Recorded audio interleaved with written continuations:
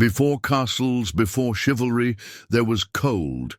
When we picture the Middle Ages, it's easy to get lost in fairy tales.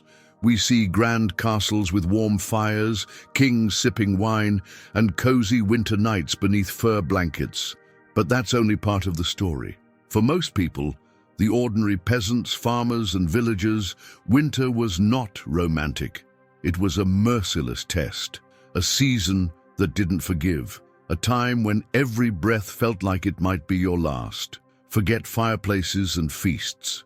The true medieval winter was a brutal gauntlet of hunger, freezing winds, damp straw beds, and smoke-filled homes. There were no thermostats, no glass windows, no fleece or electricity, just instinct, ingenuity, and a deep will to live. This is not the story of royalty. It's the story of those who built their houses with mud, huddled beside animals for warmth, and went to bed not knowing if they would wake up the next morning. And yet, somehow, they endured. In this journey, we'll travel back in time to discover how these forgotten survivors faced the deadliest season of the year with courage, resourcefulness, and quiet resilience. What kept them warm? How did they eat, sleep, and shelter themselves from the cold? And what can we learn from their struggle today? Because to understand how we got here, we must remember the ones who came before and the winters they conquered. Welcome to the real Middle Ages. Welcome to the fight for survival. When the cold arrived, hope froze first. In our modern imagination, the Middle Ages are often painted with a romantic brush, towering castles blanketed in snow, kings sipping wine by crackling fireplaces, golden torchlight flickering in grand halls. But that image is a lie, a carefully curated illusion, because far from the stone towers and royal courts, in the forgotten corners of medieval Europe, life was very different, harsher, colder, crueler. For the medieval peasant, winter was not just a season. It was an enemy, a ruthless test sent by nature itself, a ritual of survival with no guarantee of a happy ending. When the leaves fell and the wind shifted, everyone knew the dark months were coming, and with them the silent war against bitter cold. Imagine waking up in a medieval dawn. You open your eyes and before you even take a full breath, a sharp pain grips your lungs. It's not smoke, it's the air itself. Every inhale feels like fire, as if tiny shards of ice are piercing your chest. You try to move, but the straw beneath you is stiff as stone. You rub your face and realize your eyebrows are frozen. Yes, frozen with crystals formed by the vapor of your own breath in the night. It sounds impossible, but that was the reality. There were no glass windows, no insulation, no heaters, just walls of mud and sticks. Peasant houses in the Middle Ages were crude shelters built with whatever materials were available, usually wood, straw, clay, and wattle. And these homes were drafty, exposed, little more than wind traps pretending to be homes. During what historians now call the Little Ice Age, a period of cooling that intensified between the 14th and 19th centuries, temperatures in northern France, England, and parts of Scandinavia often plunged well below freezing. 15 C to 17 C wasn't a fluke. It was routine. While we complain today when the thermostat reads 18 C back then, peasants went to bed knowing that their first task at sunrise would be breaking the ice just to drink water, if the well hadn't frozen over completely. And winter wasn't a 2 or 3 week inconvenience. It lasted months, months of living in what was essentially a freezer, where even breathing felt like punishment. These brutal conditions shaped everything, from the way people built homes to how they slept, dressed, cooked, and prayed. Life revolved around resisting the cold, and there were no soft beds, no warm blankets, no down pillows. They lay on straw, and hope lay with them. To sleep in the medieval winter was to close your eyes and pray that your body would still be warm by morning. Every single detail of daily life, from the way one made a bed, to the timing of chores, to how one layered clothing, had to be tailored to the relentless demands of winter. And even then, people died. Children, the elderly, newborns. Cold was a silent killer that took its toll every season. Animals froze in the barns, disease spread in damp air, infection thrived in icy lungs. This is why understanding the peasant winter experience isn't just historical curiosity. It's a lesson in resilience, in ingenuity born of desperation, in raw, unfiltered human tenacity. Because surviving the Middle Ages was not a fairy tale, it was a world where every sunrise was a victory, straw beds and the uninvited guests of the night. When the sun set in the medieval winter, there wasn't much left to do. Darkness was complete. Candles were a luxury, firewood had to be rationed, and the only reasonable act was to try to sleep, not for comfort, but to preserve whatever warmth remained in the body. But for a peasant in the Middle Ages, night was more of a challenge than a reprieve. There were no mattresses, no warm linen sheets, no pillows. What they had, if they had anything, was straw, lots of it, spread directly over a dirt floor. No frame, no structure. Just piles of hay and old fabric stitched together, sometimes mixed with animal hides or scraps of wool. It wasn't a bed, it was a nest. Yet surprisingly, it was an ingenious solution. When tightly packed, straw created tiny air pockets between its fibers. These pockets trapped body heat and worked as a natural form of insulation, especially against the cold rising from the damp, frozen earth beneath. Without this layer, the ground would drain warmth from the body like a silent thief. But the bed wasn't the only thing that shared the warmth. There were guests, rats, fleas, lice, bedbugs, and yes, even chickens. It may be hard to picture, but peasants often shared their sleeping space with small animals, or, at the very least, with the consequences of them. The human body's warmth attracted vermin. Old straw harbored flea eggs and insects, and chickens, which were frequently kept indoors during the winter, sometimes roosted near sleeping bodies. There are even historical records of hens laying eggs beneath sleeping peasants. These guests weren't just uncomfortable, they were a risk. They transmitted disease, caused itching, and sometimes bit or pecked through the night. But cold was the greater enemy, and in some twisted way even the warmth of a rat could be useful. Disgusting, yes, but effective. Beds were regularly dismantled and rebuilt. Straw became infested, damp or rotten, and had to be burned or tossed out. New straw, if available, was brought in. But fresh straw also came with risks. Too much attracted more rats, too little allowed the cold to creep in. It was a constant negotiation between discomfort and danger. Children slept in the center, between the parents. This was the most efficient way to share and retain heat. The elderly and adults slept on the outer edges, where the cold seeped in through the walls. The youngest was swaddled in the middle, surrounded by the warmth of others. This strategy wasn't based on affection, though it certainly created intimacy. It was based on thermal logic. Layers of old cloth, ragged tunics, torn sacks, and animal pelts were stacked over the straw. Everything was repurposed. If it offered the slightest insulation, it had value. When something was too worn to wear, it became stuffing for a makeshift cushion or a patch for the bed. And no one slept naked. On the contrary, people went to bed fully clothed. Layer upon layer. Shirts, tunics, cloaks, woolen socks, even shoes. Shoes, yes, because taking them off might mean waking to find them frozen stiff. In the absence of a fireplace or sealed windows, the human body itself was the heater. And it only worked if protected from every direction, above, below, and beside. The straw bed was at once both trap and salvation. Today we sleep on memory foam, wrapped in microfleece, lulled by the hum of electric heaters, and still we complain of the cold. Back then, the straw scratched, itched, and stank, but it was the thin line between sleep and death. In the stillness of the medieval night, while wind howled through the cracks in the wall, there were sounds that were strangely reassuring. The scampering of mice, the flapping of hens, the restless breathing of someone shifting under a tattered blanket, because those sounds meant one thing: there was still life inside. When smoke burned the eyes, but saved the body. Today, fire means comfort, a cozy corner, a warm meal, But in a medieval peasant's home, fire was a battlefield. A flame was never just a flame. It was heat, it was light, it was life, and keeping it alive was a daily act of war. A war against wind, against forgetfulness, against the cold that crept in through every crack.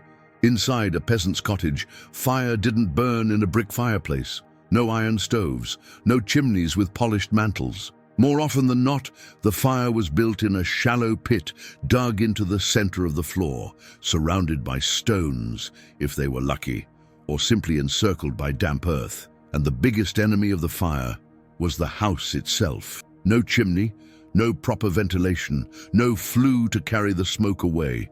What they breathed, lived in, and slept inside was a cloud of smoke, thick, constant, suffocating. The smoke gathered in the ceiling space, settling beneath the thatched roof, escaping only through holes punched into the walls, open wooden shutters, or gaps in the roof beams, and even then, only slowly. Living in a medieval house meant breathing fire. Every day, every night, your eyes burned, your throat stung, your lungs coughed, year after year. But they had no choice. It was smoke or death by cold. Keeping the fire burning was a sacred task, often entrusted to women and children. And the greatest secret wasn't starting the fire. It was never letting it die. Letting a fire go out meant risking your family's survival. It meant stepping into a blizzard to beg a neighbor for an ember. And that ember, that glowing coal, became more precious than food. To preserve heat overnight, peasants would bury embers in ash, cover them with straw or cloth, and hope to find a flicker of red in the morning. They'd carry these coals in clay pots or iron bowls, wrapped tightly to preserve the warmth. Losing that ember meant relighting the fire from scratch, often with damp kindling, wet hands and frozen fingers. And yet, the smoke had its advantages. It wasn't just an inconvenience, it was a defense mechanism. It repelled insects. Fleas, lice, and mosquitoes couldn't thrive in the thick haze. It helped to preserve food, smoke-drying meat, grains, and herbs suspended above the flame. And it even protected the house itself. Over time, the rising smoke coated the wooden beams, forming a hardened black layer that helped resist rot and pests. That smoke, suffocating as it was, kept things alive. Still, the warmth it gave was small. Modern studies estimate that only 15% of the fire's heat remained inside the house. The rest escaped into the open sky. And so the fire wasn't a source of luxury. It was a companion in suffering, an ally in the cold, imperfect but faithful. During the day, while others worked in the field or tended animals, one person, usually a child or grandmother, stayed home to watch the fire. It was a job of immense responsibility. Letting the fire die was not just careless, it was almost betrayal. At night, the family huddled in the smoke. They coughed, they blinked through stinging eyes, but they stayed warm, and for that, they were grateful. The fire wasn't ornamental. It didn't crackle in joy or dance for beauty. It was a stubborn, flickering soul in the center of a dirt floor, refusing to die. Around that glow, life pulsed. Children warmed their feet, mothers stirred the pot, elders whispered prayers. The flame wasn't a flame, it was memory, it was effort, it was survival. And in the hush of the medieval night, beneath the choking smoke and creaking rafters, that single ember, that single glow beneath the ash, was a sign that they had made it one more day. The itchy, stinking, life-saving power of wool. In the Middle Ages, there were no heaters, no thermal underwear, no synthetic fleece or electric blankets. But there was wool. And for peasants facing the merciless bite of winter, wool was worth more than gold. It was a shield, a tool, a barrier between life and the long, icy fingers of death. But wool wasn't something you bought ready to wear. No, it had to be earned. The process began in spring, with the shearing of sheep, done with crude knives or heavy shears. The fleece came off in matted, dirty clumps, still soaked in mud, sweat, lanolin, and manure. From there, the long labor began. washing the wool in icy rivers or boiling vats, drying it in the sun, sometimes for days, carding it, pulling and aligning the fibers with iron-toothed wooden paddles. Then came the spinning, using drop spindles, one patient twist at a time. And finally, the weaving, on simple wooden looms or hand-stitched if looms were not available. It was work that took weeks, sometimes months, to complete a single tunic or cloak, and it was almost always done by the hands of women, mothers, daughters, grandmothers, at the hearth, by candlelight, between chores and prayers. Each thread carried the weight of winter, and each garment was a family's protection. The genius of wool lies not just in its thickness, but in its nature. Sheep's wool contains lanolin, a natural oil that repels water and locks in heat. Modern science confirms that even when wet, wool retains up to 80% of its insulating power. That's why peasants didn't fully wash the wool clean. They left some lanolin in, even if it stank like wet sheep, even if it made their skin itch and their eyes water. Because comfort wasn't the goal, survival was. Medieval peasants dressed in layers upon layers. First, a linen undershirt, if they were lucky. Then a woolen tunic, then a thicker cloak or mantle. Sometimes belts of fabric wrapped around the waist, arms and legs to trap the warmth. For the feet, woolen socks, often stuffed with rabbit fur or hay for extra warmth. For the hands, mittens or fingerless gloves, keeping the fingers together to retain heat. And for the head, always a hat. Losing your cap in winter could mean losing your life. Nothing was wasted. When a garment tore, it was patched. When it no longer fit, it was cut and sewn into something else. When it became too ragged to wear, it was used to stuff bedding or seal window cracks.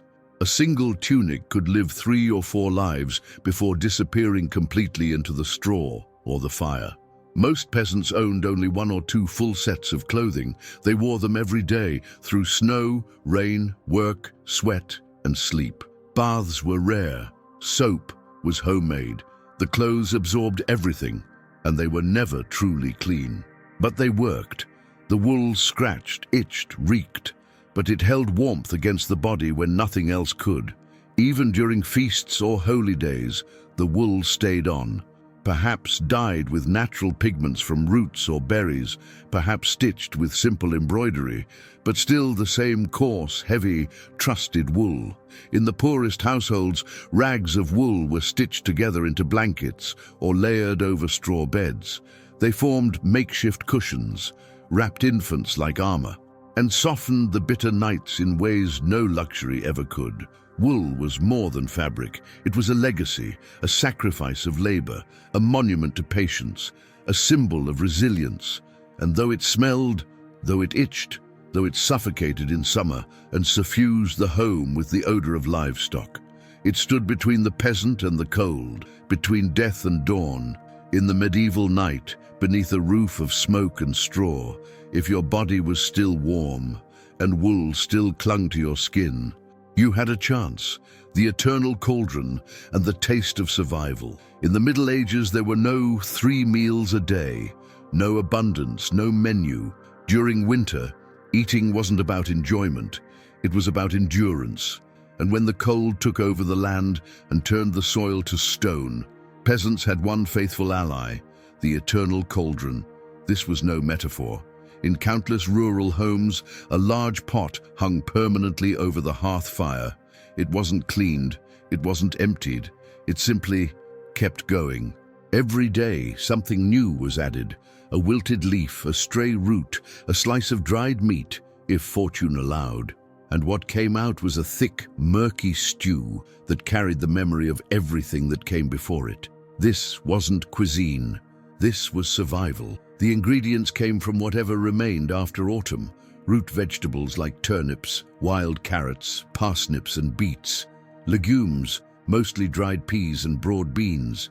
And on rare occasions, a bit of salted or smoked meat from a pig slaughtered before the frost. Preservation was key.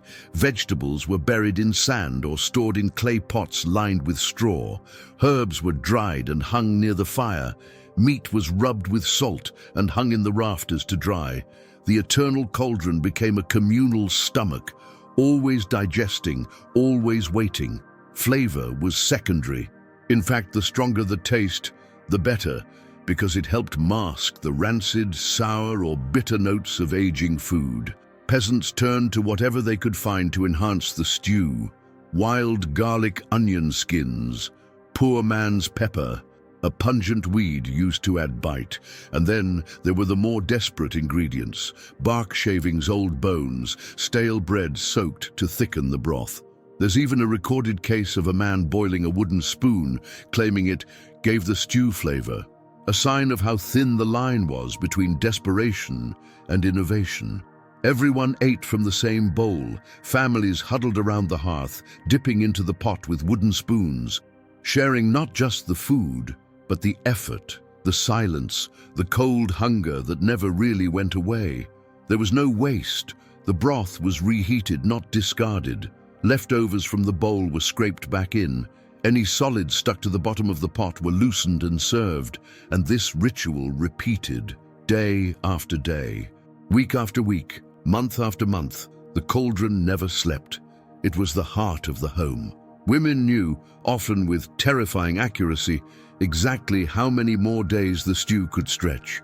They knew how to make a handful of fava beans last, how to thicken a watery broth with crushed oats or old flour, how to turn almost nothing into something warm. And when they couldn't, there was fasting or begging or silence at the fire, because hunger was always near. Not symbolic hunger, the real kind. The kind that shrinks your stomach, fogs your mind, and makes even tree bark look tempting, yet even then they shared. If a neighbor had extra onions, they traded. If a child had nothing, he was fed first. And on special days, like a saint's feast or a birthday, they might stir in an egg or drop of oil, and the pot tasted like celebration. The eternal cauldron fed more than bodies. It fed hope. It fed unity. It fed faith. And while it never truly satisfied, it reminded them, you are alive. You are together. You have made it through another day, because in that pot, cloudy, smoky, bitter, boiled the flavor of human survival. Sharing the house with cows and chickens, warmth, chaos, and survival. In medieval life, there was no such thing as personal space. Peasant homes had no bedrooms, no bathrooms, no walls for privacy. Most were built with a single room, a shared space for sleeping, eating, giving birth, and dying. And when winter came, what entered through the door wasn't just cold, but livestock. Yes, it was common and often essential for peasants to bring cows, pigs, chickens, goats, and sheep inside their homes during the coldest months, not out of sentiment, but for heat. The logic was simple: more living bodies, sheaves more warmth, and the bodies of animals produced steady, powerful heat. A full-grown cow could emit up to 800 watts of body heat, the same as a small modern heater. Pigs gave off lower but more focused warmth near the floor. Chickens, with their dense feathers, radiated heat in tight corners. Even sheep helped by warming the air around them. It wasn't ideal, it wasn't clean, but it worked. There were no litter boxes, no stalls, no training. The animals defecated where they stood.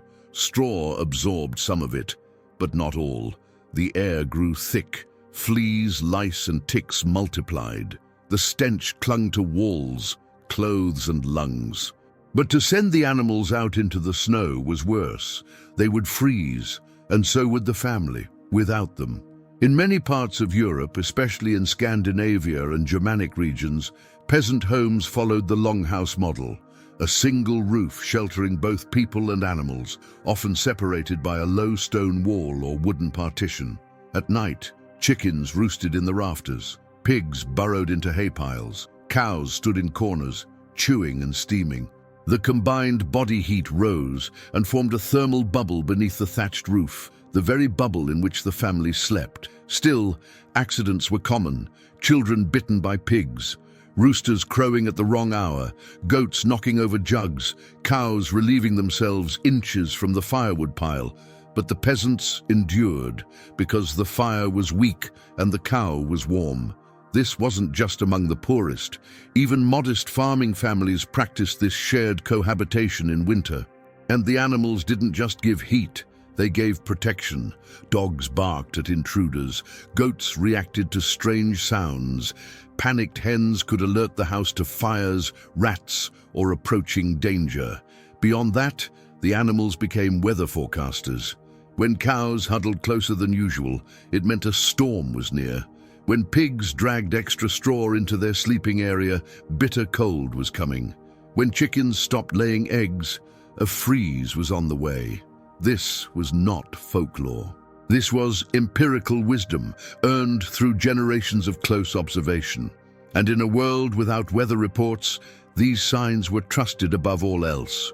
Children grew up surrounded by these creatures. They learned to dodge the hooves, to ignore the smell, to recognize the warmth of a goat pressed against the straw. It was part of life, a constant, chaotic, smelly alliance. And when an animal died, it was a catastrophe. Less heat, less food, more risk. A single lost cow could shift the family's survival. A runaway pig could mean a week of hunger. Every animal was both tool and companion, a living part of the household mechanism. And somehow, in all that noise and stench, the house remained alive. It steamed, it creaked, it breathed, because in medieval winter, living with a pig was better than dying without one. And in that strange harmony of straw, hooves, feathers, and breath, they endured together. Buried homes, mud walls, and living roofs, the architecture of survival. In the Middle Ages, peasants had no engineers, no architects, no blueprints. What they had was instinct, sharpened by observation, necessity, and generations of trial and error. When winter came, howling across the hills, freezing the soil and hardening the sky, they did what they had to. They built homes out of earth, straw, dung, and wisdom. This was the architecture of survival. One of the most remarkable strategies they used was to bury part of their homes into the ground. In colder regions, especially northern Europe, it was common for peasants to dig into hillsides or lower their floor levels below ground. Why? Because beneath the frost and frozen air, the earth is warm. Even in the dead of winter, soil maintains a stable temperature between 10 degrees Celsius and 13 degrees Celsius, 50 degrees T, 55 degrees, while outside it could drop to 15 degrees or worse. By building partially underground, they used the land itself as natural insulation, creating homes that retained warmth without fuel. These structures were small, cramped, dim, but they worked. Walls were not made of brick or stone, but with a mixture known as wattle and daub, or more commonly mud, mixed with straw, twigs, and animal dung. Yes, dung. This blend, packed, dried, and layered, became a solid wall with remarkable insulating properties. Modern studies confirm what peasants learned by doing. Mud walls absorb heat slowly and release it over time. Straw adds structural strength and traps air, boosting insulation. Manure, when dry, acts as a binder and insect repellent. Together, these ingredients formed a wall that could block wind, repel moisture, and hold warmth like a natural thermos.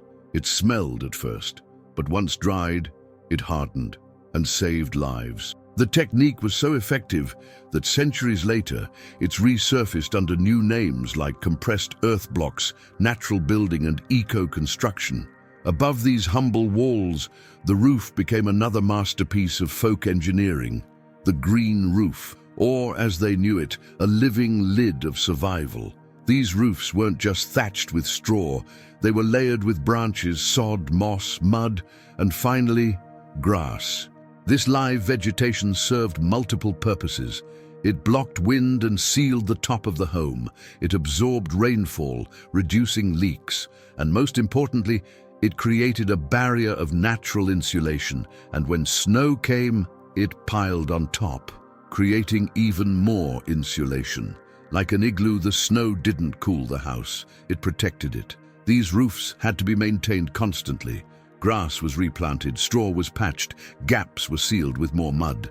But in return, they kept the interior warmer and often quieter than bare wooden roofs ever could. Windows, if they existed, were tiny slits or round holes covered with oiled cloth, animal hide or horn. Glass was far too expensive. Light was precious. Warmth was sacred, and inside, darkness, stillness, heat trapped in the earth, the walls, the roof. Recent archaeological reconstructions of these peasant homes have shown that such methods can reduce heat loss by up to 60%, even without modern insulation. They had no degrees, no instruments, no formulas, and yet they built homes that obeyed the laws of thermodynamics. Why? Because winter demanded it, and because their ancestors had already learned, through frostbitten fingers and snow-covered graves, what worked. This knowledge was passed on not in scrolls, but in whispers. A grandmother showing how to mix clay with straw, a father sealing a leak with sheep dung, a child learning which way to tilt the roof to face the sun. It was practical genius, born not in comfort but in struggle, not for luxury but for survival. These homes weren't just shelters, they were monuments to adaptation. So the next time someone calls the medieval peasant primitive, remember, they built homes that breathed with the earth, that fought the wind, that outlasted the frost, with nothing but their hands and their will to live. The science of improvisation. How medieval survival anticipated modern knowledge. For centuries, the medieval peasant has been dismissed, labeled as ignorant, backward, a product of superstition and dirt, someone ruled by nature, not knowledge. But recent research is telling a different story, and it demands our attention, because those same peasants, the ones who slept in straw, wore itchy wool, and sealed their homes with dung, were practicing, without knowing it, many of the principles we now call sustainable design, thermal efficiency, and passive architecture. Let's break it down. The semi-buried houses that peasants built to survive harsh winters. Modern engineers refer to that technique as passive geothermal insulation, using the stable temperature of the earth to moderate indoor climate. It reduces heating costs, minimizes energy loss. In fact, it's one of the core strategies in eco-architecture today. The mud walls mixed with straw and manure, now recognized as natural insulation. Scientific studies show that when dried properly, these walls absorb heat slowly, release it steadily overnight, maintain interior humidity at healthy levels, block drafts better than many synthetic materials, and yes, they repel insects and mold, thanks in part to the chemical properties of dry animal dung, long mocked but surprisingly effective. The green roofs, once considered quaint or rustic, they're now cutting edge. In major cities around the world, from Tokyo to New York, architects are installing sod-covered rooftops to reduce energy costs, absorb stormwater, improve insulation, create thermal buffers. Medieval peasants, without charts or software, figured this out by listening to the land. The woolen garments they made, scratchy, smelly and heavy, retained up to 80% of heat, even when wet, because of lanolin. Today, lanolin-treated wool is used in extreme cold weather gear. They weren't crude. They were efficient. Even their living arrangements, sleeping together in one space, keeping animals indoors, insulating shoes with hay, followed principles of thermal conservation we now teach in survival courses. But perhaps the most astonishing thing is this. They did all of it without knowing the terms. They didn't know what thermal mass meant. They'd never heard of bioclimatic architecture. They couldn't calculate heat loss in joules or watts. But they knew what worked. Because if it didn't work, they died. This was survival engineering at its most intimate, the science of the barefoot, the math of the hungry, the physics of the frostbitten. And it wasn't written in books. It was taught in silence, passed through mud-covered hands and whispered through generations. Put more straw in the wall. It holds the warmth. Don't clean the wool too much. The grease keeps out the wet. Pile stones around the fire pit. They'll keep the heat after it dies. Watch the pigs. When they burrow deep, the cold is near. Wisdom, pure, unfiltered, earned. Modern architects and historians have recreated these medieval homes, brick by brick, thatch by thatch, and discovered something astonishing. They work. Even in harsh climates, these structures can maintain indoor temperatures up to 10 degrees Celsius, warmer than outside, without electricity, without modern tools. Because the peasants didn't build for beauty, they built to survive. And in doing so, they crafted a legacy of ingenuity, a reminder that brilliance doesn't always wear a lab coat. Sometimes it wears dirt under the nails and smells faintly of sheep. Tools, tricks, and nature's warnings, the everyday intelligence of the medieval winter. To survive the medieval winter, it wasn't enough to have a roof and walls. You needed more. You needed tools, tricks, and above all, a conversation with the natural world. The peasant didn't have thermometers or weather forecasts, no barometers, no apps, no news, but they had eyes that observed, hands that felt, and ears that listened to the land. Their first line of defense, tools carved not from steel, but from wood and necessity. Take the snow shovel, for example. It wasn't made of plastic nor lightweight aluminum. It was a solid piece of hardwood, often with a wide, flat blade shaped by hand and reinforced by experience. It was heavy, yes, but that weight allowed it to break through thick layers of frozen snow, ice-packed mud, or hardened earth. Recent reconstructions show that these wooden shovels were up to 30% more efficient than some modern plastic ones, particularly when dealing with dense, wet snow. Then there were the clothing hacks. Campaneses didn't have access to Gore-Tex or fleece, but they invented their own version of thermal wear. Wool socks, yes, but stuffed with rabbit fur or straw.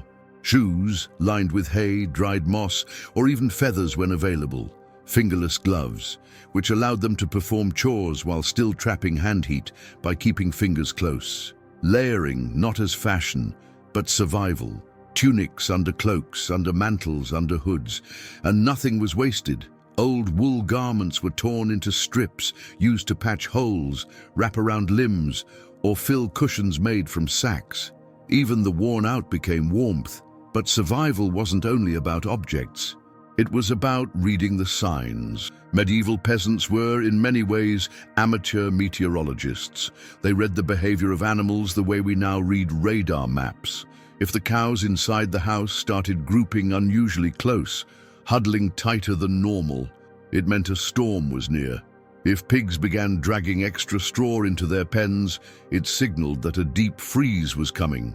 If birds disappeared from trees and the forest went suddenly silent, it was time to reinforce the roof and seal the walls. The rhythm of nature was their alarm bell, the instincts of their livestock, their canaries in the coal mine. There was even a saying, "Watch the animals, and you'll outlive the cold." Every sunrise, the day began with rituals, stoking the coals, melting the ice, checking for frostbite, drying soaked clothes near the hearth. At dusk, another set, securing the animals, plugging holes in the walls with mud, wrapping straw bundles around the bed base. Each gesture was a small defiance of the cold, each habit a thread in the fabric of survival. They didn't romanticize the winter, they feared it, but they also understood it in ways we, with all our technology, often forget. Because winter wasn't just a season, it was a teacher. And for the medieval peasant, staying alive meant being its most devoted student. The true victory was waking up alive. We often imagine the past through the soft glow of candlelight and the creak of wooden floors, through tales of knights and kings, of castles and myths. But for most of humanity, the greatest triumph was simply surviving the night. In the Middle Ages, winter wasn't a season. It was an adversary, a beast with no face, only cold breath. And every morning, a peasant opened their eyes and saw the frost still clinging to the thatched ceiling. They knew they had won. Again, this victory wasn't announced with fanfare.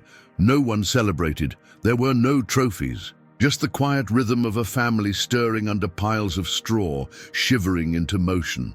A pot being stirred, a boot being thawed, and the sacred ritual of breaking the ice to reach water. These were people who had little, but they had each other. And in those long, frozen nights, families would huddle together under blankets of wool, furs, and love, sharing not only warmth, but fear, silence, and prayer. The house might be smoky, the animals noisy, the air heavy with the scent of damp wool and wood smoke, but still, they shared it. They told stories, held hands, listened to the wind howl, and sometimes cried, not out of weakness, but because the cold reminded them they were still alive. The medieval winter stripped life down to its core. No distractions, no entertainment, no false comforts, only the essentials: heat, shelter, food, people. And sometimes, even those weren't guaranteed. But from this fragility came resilience. From the bitter cold, solidarity.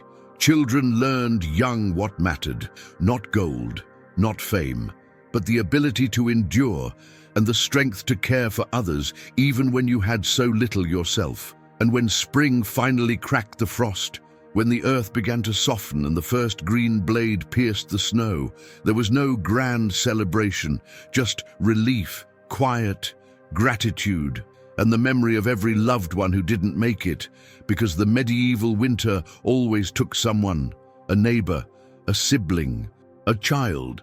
And those left behind carried their names like fire inside their chest. To survive a medieval winter was to carry grief and grit in equal measure, and to wake up again and again in defiance of the cold. So next time we shiver in a heated home, complain about frost on the windshield, or groan about a chilly floor, remember this: there were people who built walls out of mud, wore sheep's wool with pride, and invited pigs into their homes, not out of madness, but out of wisdom. Because for them, survival wasn't luck, it was a legacy, passed down with every flame rekindled, every wall patched, every bite of bitter stew shared in silence. And that legacy? It lives in us. We may not feel it, but somewhere, deep beneath our comfort, is a memory, older than words, that still whispers, "You come from survivors."